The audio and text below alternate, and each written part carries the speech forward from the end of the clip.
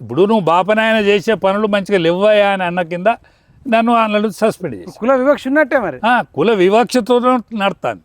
మీరు కుల వివక్ష ఇప్పుడు గురైరు బీజేపీ గురైనా మీరు ఒక యాదవ్ ఎర్రగొల్ల కానీ బ్రాహ్మణ్ రామచంద్రరావు మిమ్మల్ని సస్పెండ్ చేసాడు కారణం లేకుండా, నోటీస్ ఇవ్వకుండా.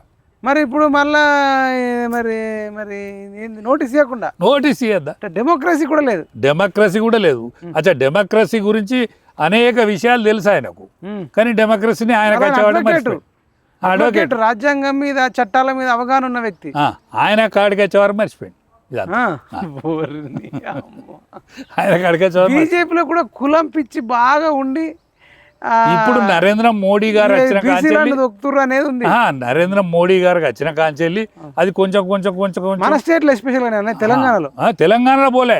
తెలంగాణలో బీసీలు ఎస్పెషల్గా అంటే కొంత మున్నూరు కాపుకు న్యాయం జరిగినా ఇక మిగతా యాదవులకు కానీ, గంగపుత్రులకు కానీ, ముదిరాజులకు కానీ, లేదా విశ్వకర్మలకు కానీ, కుమ్మరులకు, కమ్మరులకు, రజకులకు, నాయి బ్రాహ్మణులకు, వడ్డెరలకు ఎక్కడా ఉంది అంటారు, గౌడ్స్కు కానీ ఇంకా